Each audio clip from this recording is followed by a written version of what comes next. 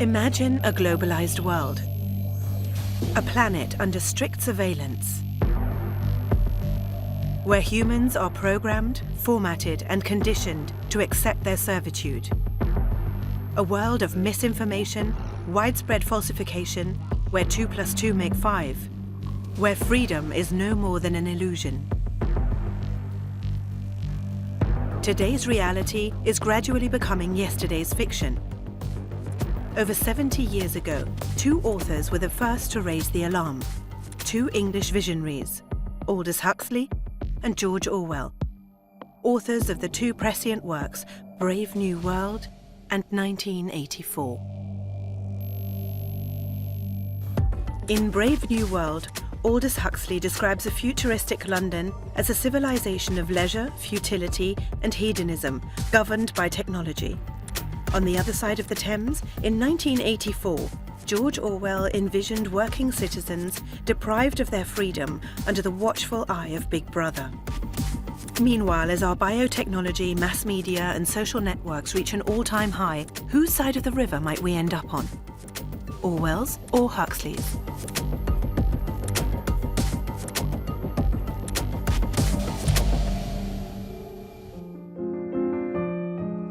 On the one hand was Aldous Huxley, a privileged and intellectual man, a dandy. On the other hand was George Orwell, a humanist brawler and revolutionary, with a fondness for nature and solitude. 2 Englishmen with contrasting temperaments who rubbed shoulders and both became friends and quarrelled. Huxley was Orwell's teacher before the 2 men went their separate ways. It was ultimately their novels that brought them back together, but they never agreed on their dark vision for the future. Everything about them, from their lifestyles to their books, is an expression of their antagonisms, even the places from which they wrote. For 2 years, Orwell shut himself away on a Scottish island, battered by rain and wind, whereas Huxley opted for the luxury of a Mediterranean seaside resort. In 1930, Aldous Huxley moved away to Sanary-sur-Mer on the French Riviera, far away from the Great Depression and rising nationalism causing ripples throughout Europe. We are moving into a small house that looks over the Mediterranean. If you ever fancy seeing the old world again, remember our address: 30 minutes from Marseille, 10 from Toulon. In this peaceful haven, frequented by many British intellectuals, Aldous Huxley, his wife Maria Nis, and their young son Matthew enjoyed trips to the beach, listening to Beethoven, and closely observing the behaviours of the European intelligentsia. At the age of 36, Huxley was a young, fashionable author, a caustic social critic, and a socialite who was always immaculately dressed. He was a very stylish person.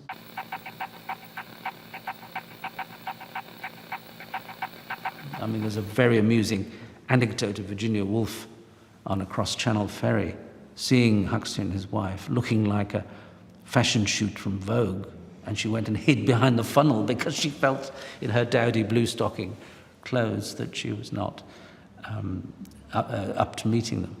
So he was very socially confident, I think.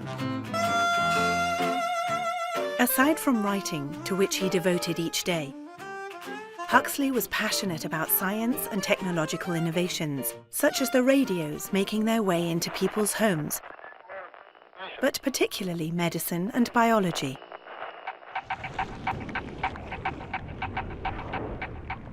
His grandfather, Thomas Henry Huxley, was an eminent zoologist and anatomist, and a great supporter of Darwin. His brother, Julian, was a biologist and eugenics theoretician. As for his stepbrother, Andrew, he won the Nobel Prize for Medicine in 1963. He really came from that milieu, and I think it conditioned him. Interestingly, he very rarely wrote about it. Why didn't he say more about his intellectual heritage? Was it because he was saw himself as very much a modern man? I think after the First World War, many people of Huxley's vintage were so angry at what that war had done. It had killed their friends. They wanted to turn their back on the past and look to the future. What Huxley saw on the horizon scarcely reassured him. In the tempestuous context of the interwar period, he began to wonder what role individuals played in a world hurtling towards mass production and consumption. He wanted to make it a subject of his next book, an ironic and ferocious counterpoint to most of the science fiction novels of the day that defended the idea that scientific progress would make man happy. In May 1931, Huxley secluded himself in his office for 4 months and imagined a world where science, under the guise of bringing comfort and stability, became an instrument for control for the purposes of conditioning and enslaving humanity. His book fed off the eugenics debates that were stirring up the scholarly community in the 1930s. Huxley was dismayed by those who saw progress in genetic technology as a way of organising society and justifying inequalities. And beyond that, some American and British scientists were already sterilising disabled people and those deemed socially inept. Aldous Huxley lived at a time when many people were talking about selective breeding, eugenics, and also the possibility of conditioning human beings with behavioral feedback, even sleep teaching.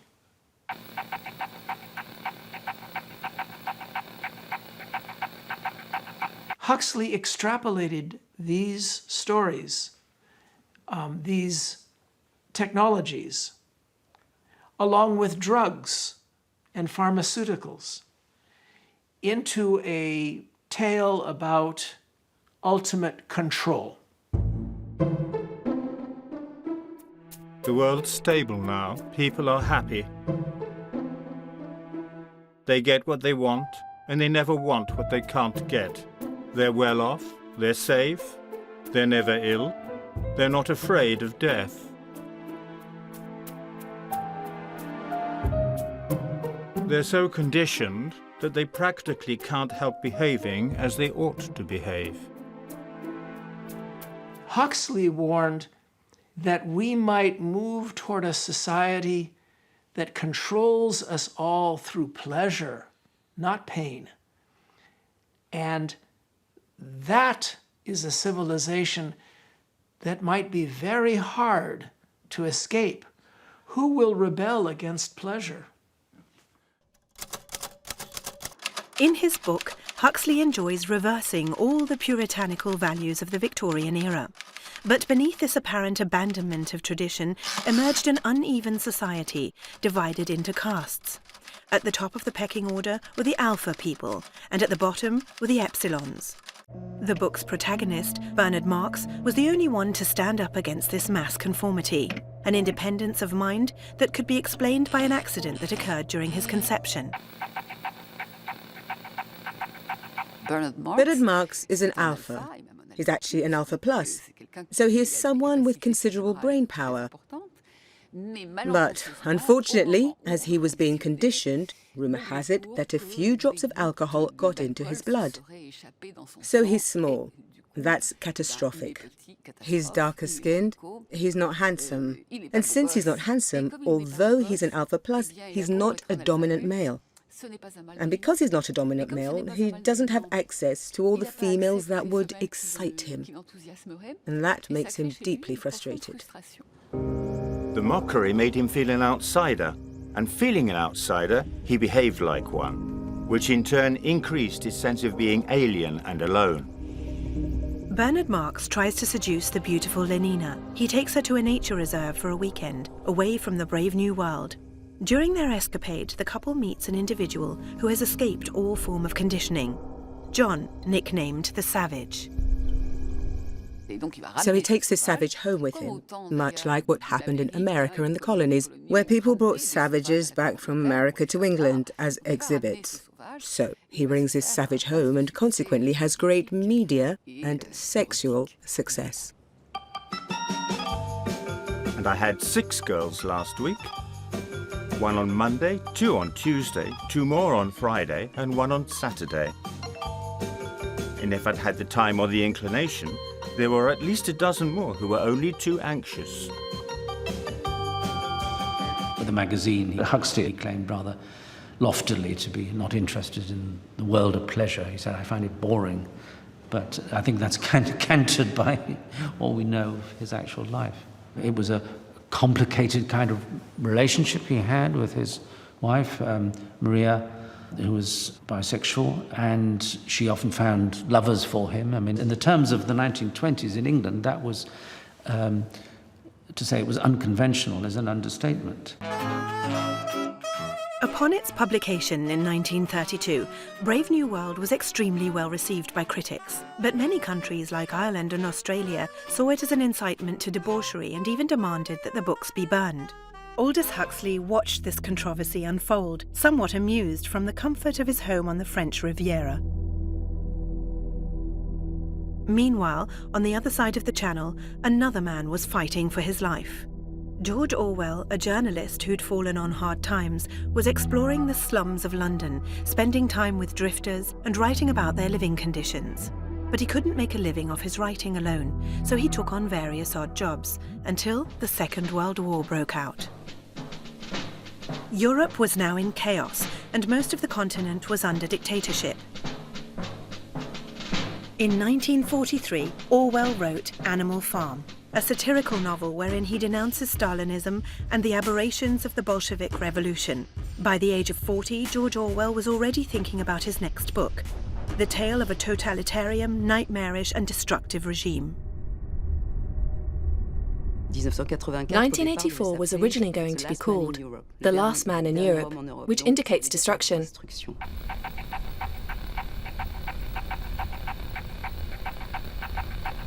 It was going to be a trilogy called The Living and the Dead, so there was a first book that never got written. Animal Farm was the second instalment, and the third was the last one, The Last Man. That was the end. Everything was destroyed.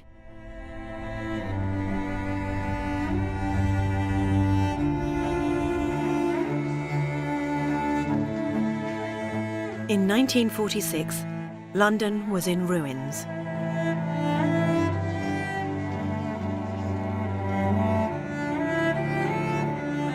George Orwell fled the capital and boarded a ferry. He headed to the Isle of Jura in Scotland. A raw and austere land, surrounded by rocks and inhabited by deer, which went on to become his writing refuge. An untouchable place, he wrote, where he began writing his masterpiece. A far cry from Aldous Huxley's world of comforts, he moved into this isolated cottage in Barnhill, with 4 walls, a typewriter, and tobacco. Orwell had nothing to lose. His young wife Eileen had just died of cancer, leaving him a widower with a young adopted 3-year-old son named Richard.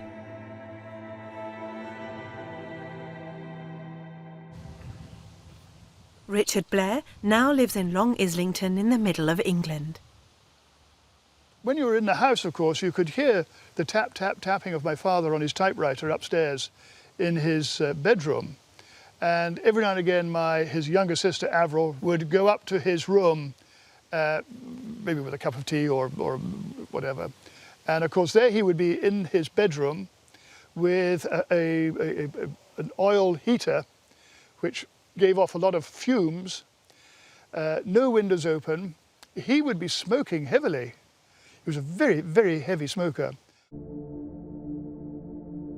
At the age of 44, Orwell contracted tuberculosis. He knew his days were numbered. So he typed on his keyboard throughout the day and smoked like a chimney until he coughed up his lungs. Well, he was already working from his bed because his doctor told him he wasn't to leave bed, that he had to stop messing around. He'd cough and catch pneumonia over and over. He'd cough up blood. He was very ill. He couldn't find a typist on Jura Island. Obviously, he was far from everything, and he couldn't find anyone who could type up his writing, so he did it himself. You can imagine these enormous typewriters, which must have weighed about 15 kilos, and he had one on his bed, which he'd type away on. It can't have been good for his health, and I think he was working in such a state. I think he was working around the clock. He was anxious to finish this piece. He had all these ideas in his head, and it was a race against the clock. 1984 depicts a world divided into three superstates that are constantly at war with each other. The population is kept in poverty under the menacing eye of Big Brother, the incarnation of a repressive, bureaucratic and omniscient power. In this post-apocalyptic setting, there's a character called Winston, who's 39 years old and has a varicose ulcer on his leg. And he's a bit frail, a bit insecure, and a bit depressed, or chronically depressed. And has, for many years, had an inner monologue tormenting him and asking questions it shouldn't. He's not a dissident, he's not a revolutionary, so how is this possible? He's a misfit, and so the story begins.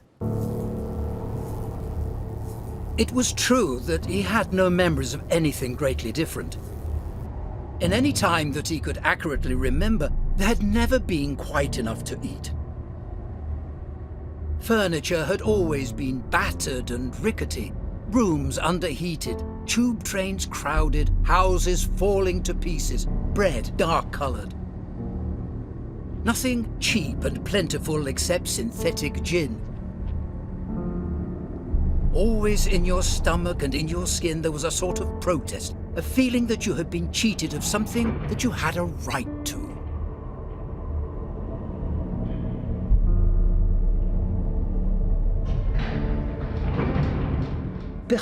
No one had ever understood how totalitarian systems function before, not only their functioning, but the philosophical principles behind them, as well as George Orwell.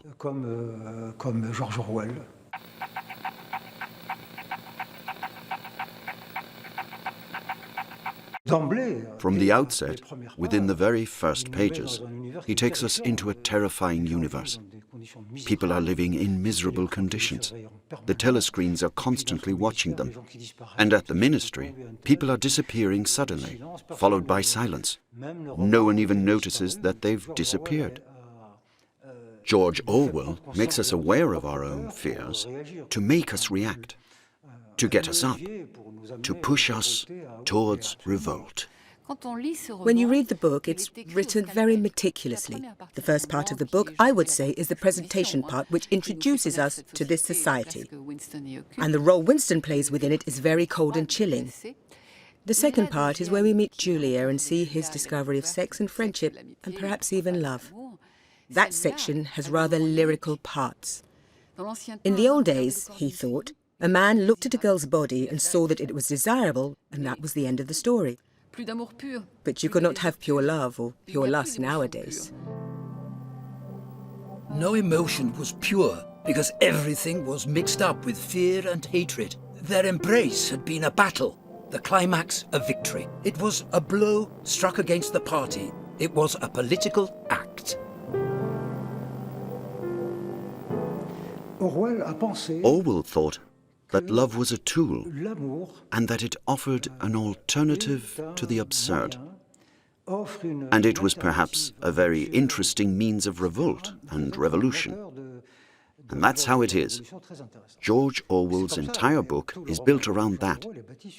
One day, he discovers Julia and love.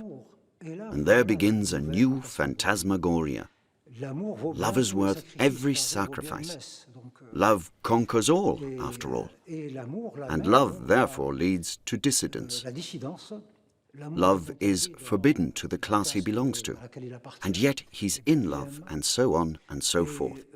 So leaves a world and enters another, where he's in conflict until death. I'm not satisfied with the book, but I'm certainly not unhappy with it. I think the idea behind it is good, but I would have made it better had I not been unwell. 1984 was published on the 8th of June 1949. Despite his doubts, the novel was immediately considered a masterpiece. Winston Churchill claimed to have read it twice. And for its millions of readers, Big Brother became the ultimate totalitarian figure.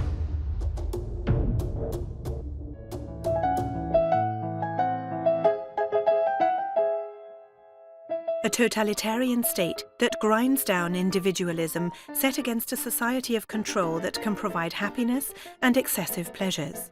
Everything seemed to oppose the worlds imagined by Aldous Huxley and George Orwell, and yet one place, 30 miles from London, brought the two men together shortly before 1920.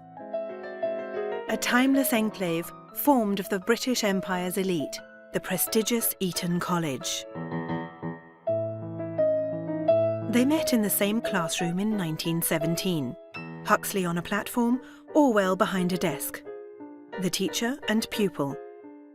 Aldous Huxley knew the school's walls and graffiti on the desks by heart. He'd been taught there himself, like all members of British high society.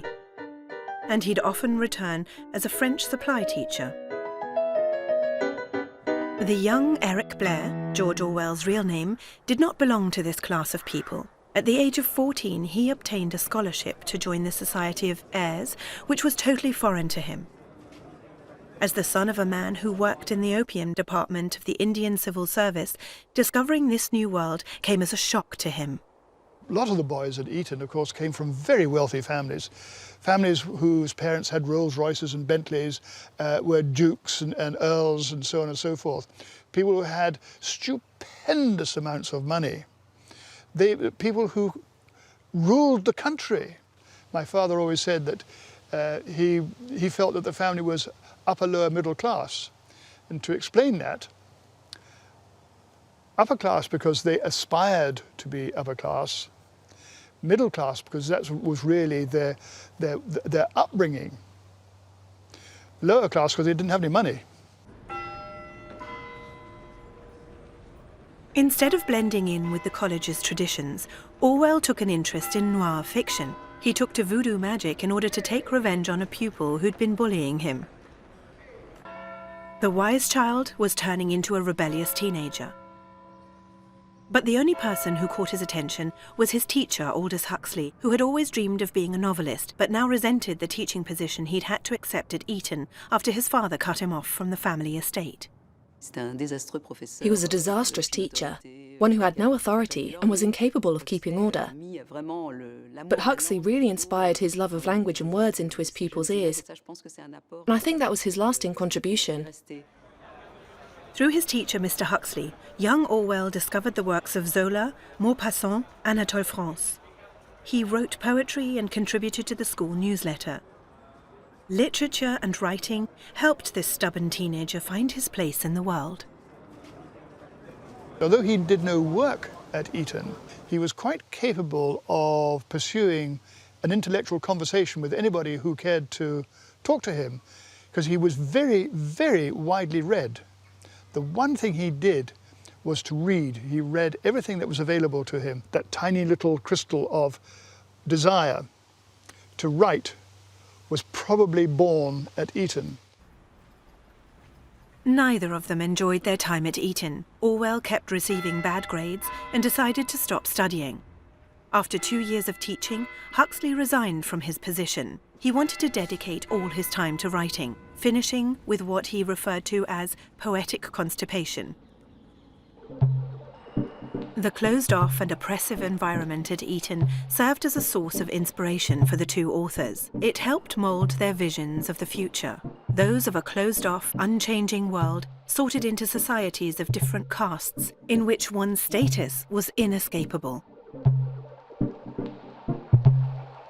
In his novel, Huxley also depicts a baby factory. One part of the factory is devoted to creating alphas, the physically, intellectually and politically elite, and the other is for cloning epsilons on an assembly line to create a huge labour force. We also predestine and condition. We decant our babies as socialised human beings, as alphas or epsilons, as future sewage workers or future world controllers. All conditioning aims at that, making people like their inescapable social destiny. The principle of mass production at last applied to biology.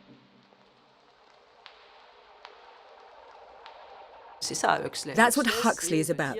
Huxley is saying, instead of hating this social determinism that's inherent to our societies, which is not complete fiction, we'll biologize the ethos. In other words, basically, instead of someone wanting to be a fashion director or a baker, It'll be sorted out from the very beginning. And that way you'll avoid people having different desires because they'll have a clear path to stick to.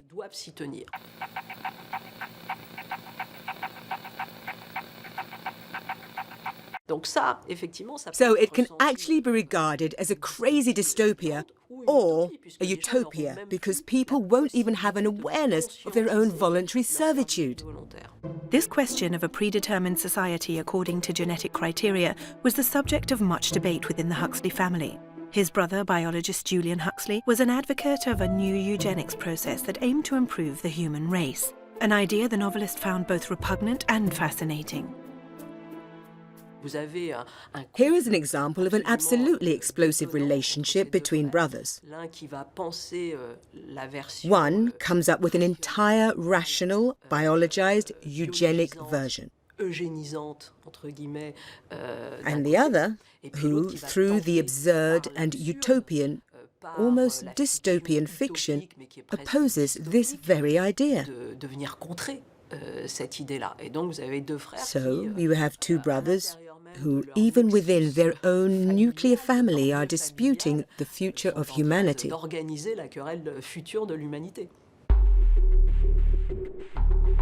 Nowadays, the United States is leaning more towards Julian Huxley's ideology. Some doctors have even gone beyond eugenics and are offering couples custom-made babies.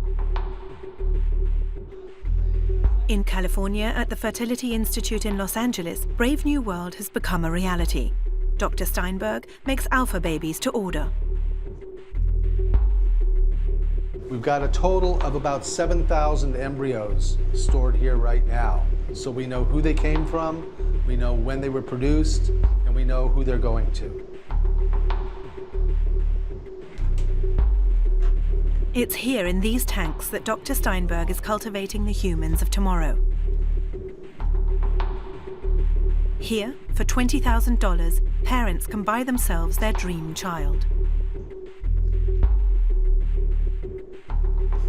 So what we're doing now is surgery on a human embryo. We're extracting a few cells from the embryo that we can use to analyze genetically to know everything about this embryo. Jeffrey Steinberg has identified over 1,000 genetic factors, which not only determine the child's health, but also its physical traits. Using this data, he can select an embryo that meets his client's desires. 400 future parents use his services each year.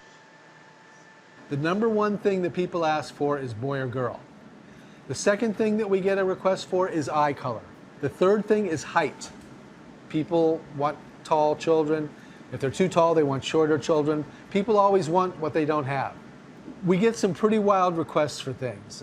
We get requests for, again, height and characteristics, a good soccer player, a good ballerina, a good singer, a good athlete, tremendous requests for different things. Of course, we don't have that yet. We've completely reinvented our technology. There's simply more to play with. There is now a huge market for designer human babies.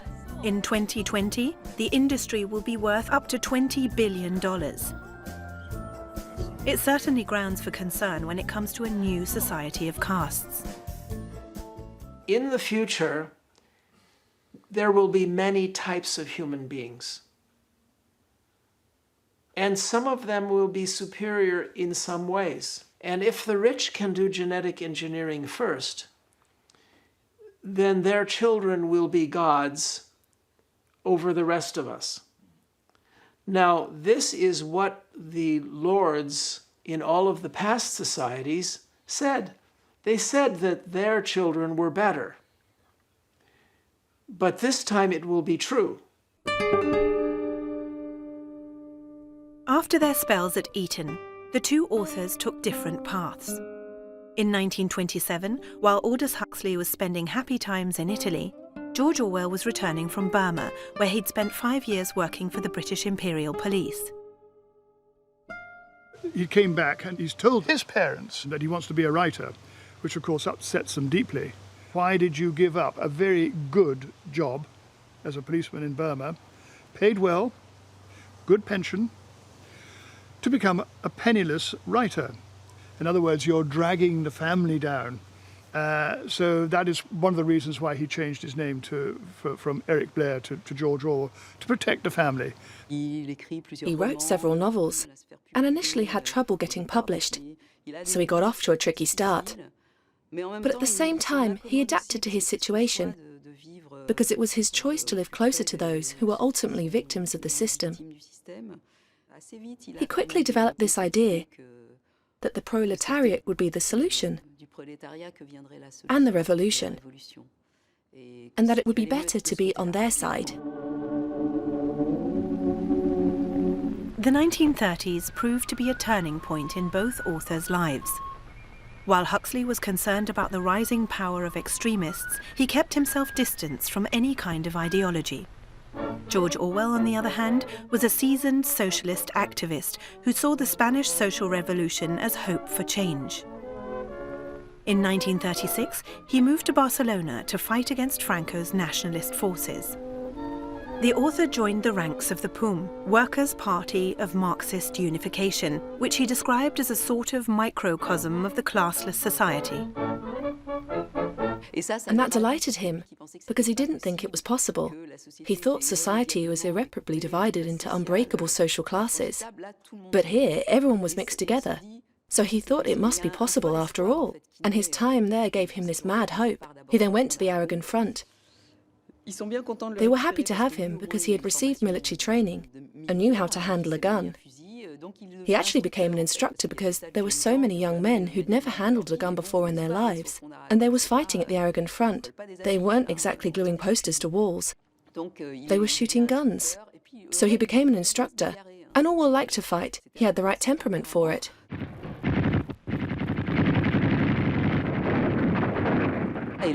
But he got injured.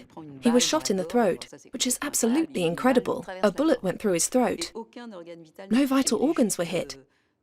He just hurt his larynx, which meant he had no voice for quite a while. And I think that left him with a slight huskiness to his voice for the rest of his life.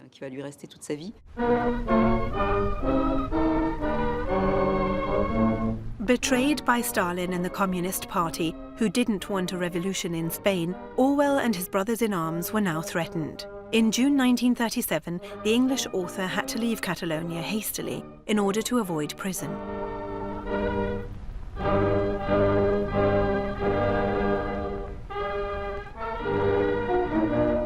When he returned to London in early July, his dream of a fraternal and libertarian revolution collapsed when he found out about the misleading information being disseminated by the communist press.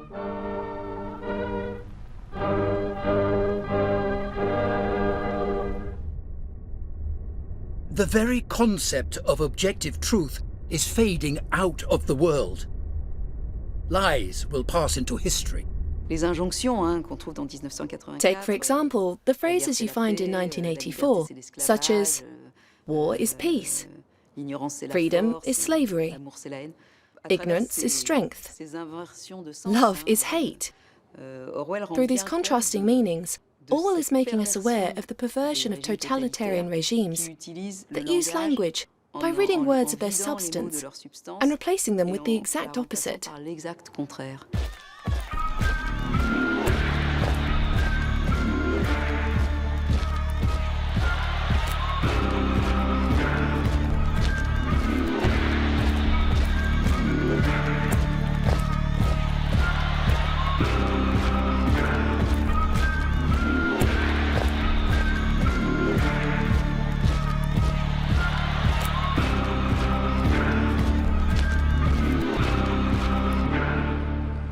This manipulation of language is common to both books, as is the falsification of history. Orwell's wife worked at the British Ministry of Information, which inspired the idea behind 1984's Ministry of Truth, which is in charge of censoring information. The protagonist, Winston Smith, works there, and his job is to rewrite historical facts to keep them in accordance with the ever-changing party line.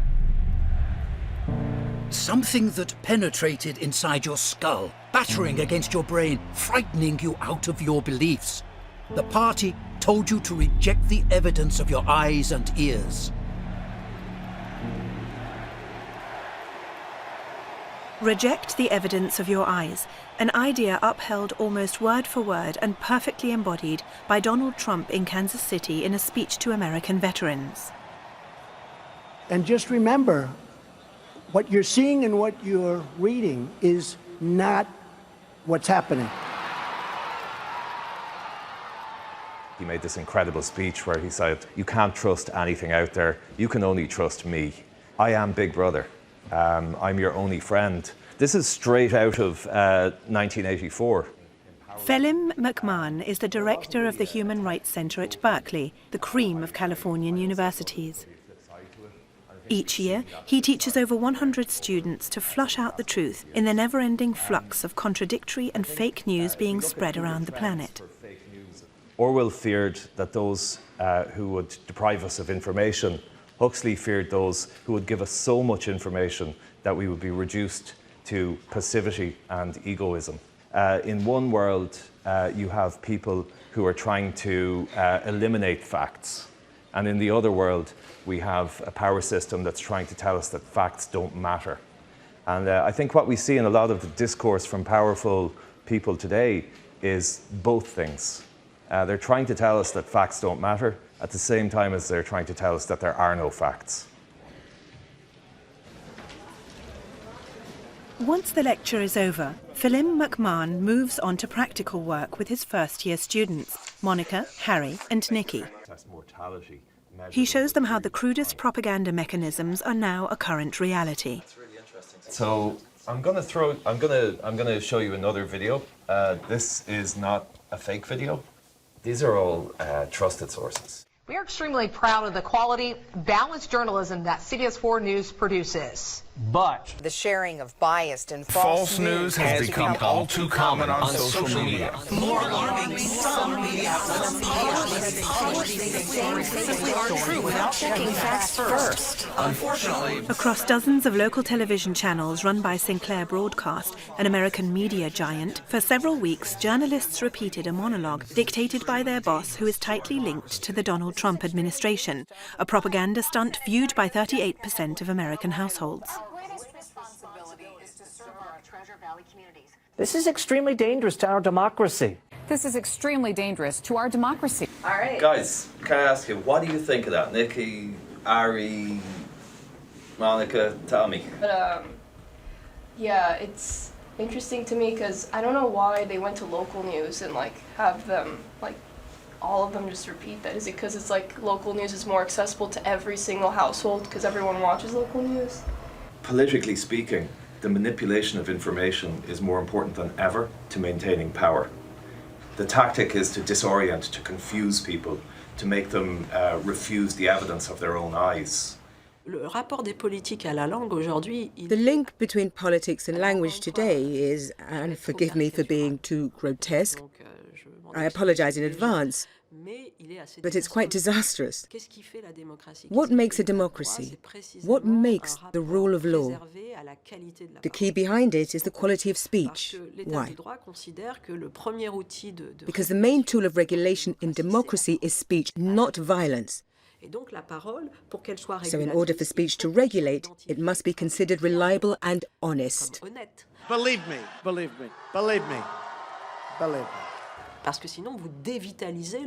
Because if not, you are debasing the power of words, the result of which being that you will make words mean absolutely nothing. This or that mean absolutely nothing. As a result, you resort to other means of regulation: violence, extreme security, extreme order. So maintaining the quality of the power of speech in a democracy is a political challenge. Propaganda to confuse, divide, soften up their intended victim. As surprising as it may be, George Orwell himself acted as a cog in the wheel of censoring history. In 1941, he was a correspondent for the BBC in charge of distributing propaganda to India to convince people to participate in the war effort against the Nazis. Without batting an eyelid, he carried out his job for 2 years before resigning. I feel that by going back to my normal work of writing and journalism, I could be more useful than I am at present. During the war, the paths of the two authors crossed again. George Orwell discovered his former teacher's book and hastily wrote a scathing review of it. Mr. Aldous Huxley's Brave New World was a good caricature of the hedonistic utopia, the kind of thing that seemed possible and even imminent before Hitler appeared. But it had no relation to the actual future.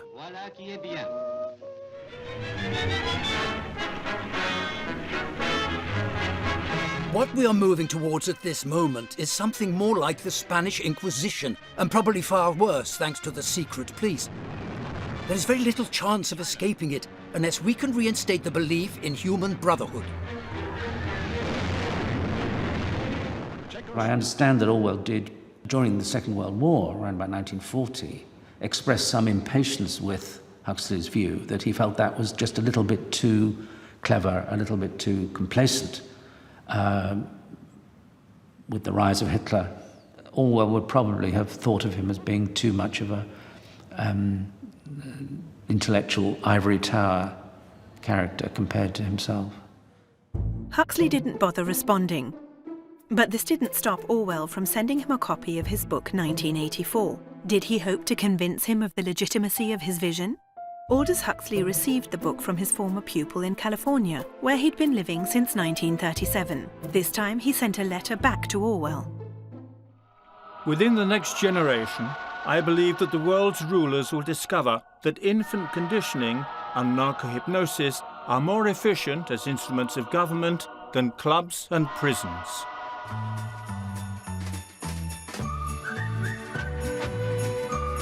And that the lust for power can be just as completely satisfied by suggesting people into loving their servitude as by flogging them and kicking them into obedience. In other words, I feel that the nightmare of 1984 is destined to modulate into the nightmare of a world having more resemblance to that which I imagined in Brave New World.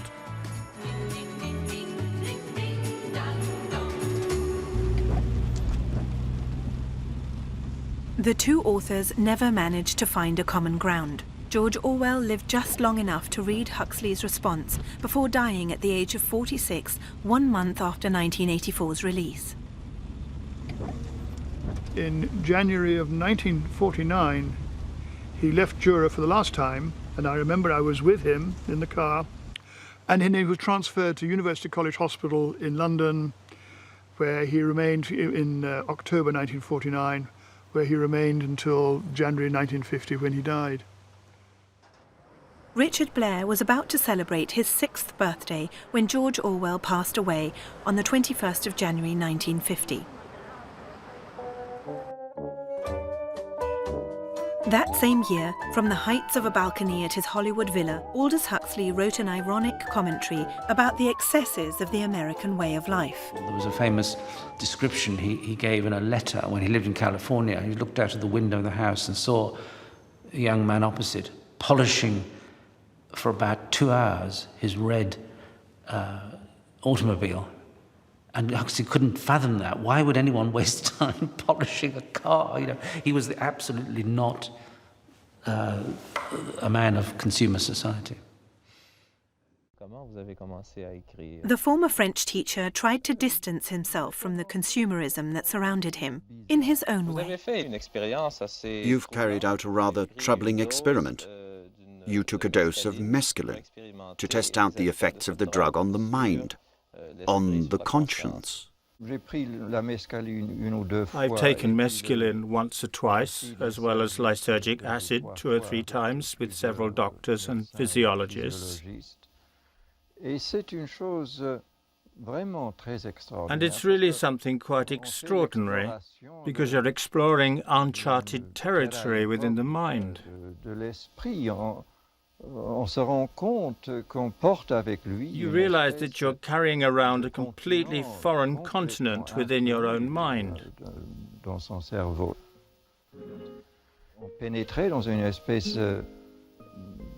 You can travel into a sort of dark continent quite unlike anything in the ordinary world.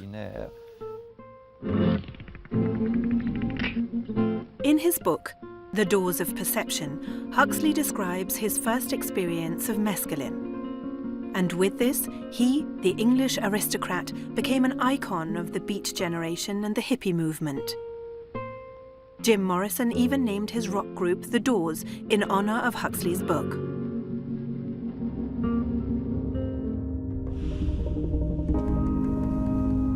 On the 22nd of November 1963, 13 years after George Orwell died, Aldous Huxley, the British author, visionary thinker and guru of counterculture, chose to die under the influence of LSD. He knew he wouldn't win his battle with throat cancer, which had been gnawing away at him for 3 years. This is a sad time for all people. We have suffered a loss that cannot be weighed. But the sobs and tears that shook America that day were not for him. He had the intelligence, the sagesse to die on the one day when no one would notice. No one would notice that Aldous Huxley died. He chose the day November 22nd, 1963, the day that John F. Kennedy was shot. So if you wanted to sneak out of town without being noticed, that's how to do it. 70 years later, which of these two English authors best predicted the world of today? Orwell or Huxley? Are we living in the world of 1984 or Brave New World?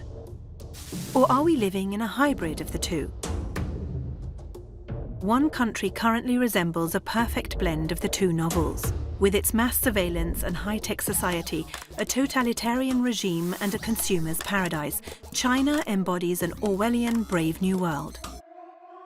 With 1 billion guinea pig citizens at its disposal, China is fast becoming a huge testing laboratory for new controlling technologies. In China, there is social credit, where you have one score, one number, and that number will go up if the government approves of you. It goes down if you communicate with people who have low scores. This is likely to be a very powerful tool for obedience, for enforcing conformity. Positive points on your citizen grade card for buying Chinese products, performing well at work, or posting an article about the benefits of the national economy on social media. Negative points for dissident political opinions, suspicious online searches, or jaywalking. And obviously, a bad grade card leads to punishments. You may be banned from buying a train or airplane ticket for a year, or you may not be able to take out a loan or access certain social services, or even sign up to a dating site. It's a mix of Huxley and Orwell. Obviously, there will be an incentivized carrot side to society, a society of joy, consumerism, good grades, good students. Because social credits can drop, they can also add up. And when that happens, you get access to small, little privileges, having traded in your immense freedom for tiny little narcissistic or materialistic privileges. And then, on the other hand, is the stick side, which can effectively be Orwellian, even if that does sound a little extreme. Where you're told if you don't do this, you'll immediately be cast to the naughty step of society. To ensure that the regime misses nothing, 400 million facial recognition cameras are being installed across the country. It is now impossible to evade this all-powerful eye for more than 7 minutes. Whether you're in the street, on public transport, or in your home, Big Brother is watching you. The telescreen received and transmitted simultaneously. Any sound that Winston made above the level of a very low whisper would be picked up by it. He could be seen as well as heard.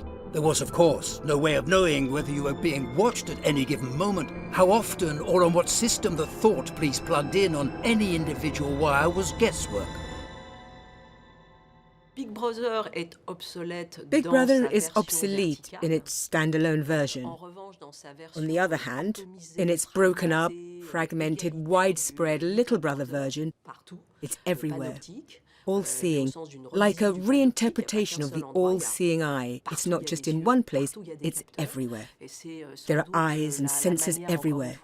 It's another way of naturalizing surveillance, making it invisible, making it falsely egalitarian. In other words, everyone can harm me, but actually, I can ultimately harm everyone too.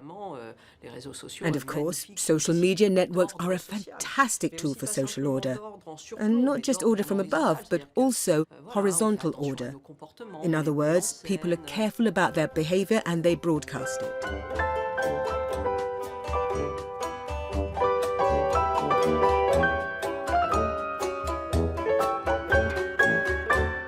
There was a phrase that Huxley repeatedly used about modern societies, about how they make us, as he put it, love our slavery, giving us a sense, an illusory sense, that we were in control, when in fact we were doing what we were told. And he felt that we allow ourselves too readily to be manipulated, and we're tricked into thinking that we are free when we are not.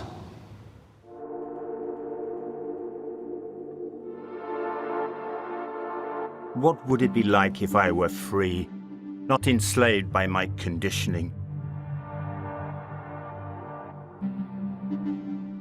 Don't you wish you were free, Lenina?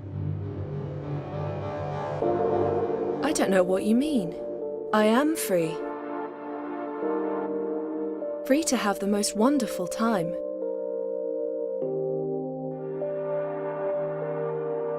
Everybody's happy nowadays.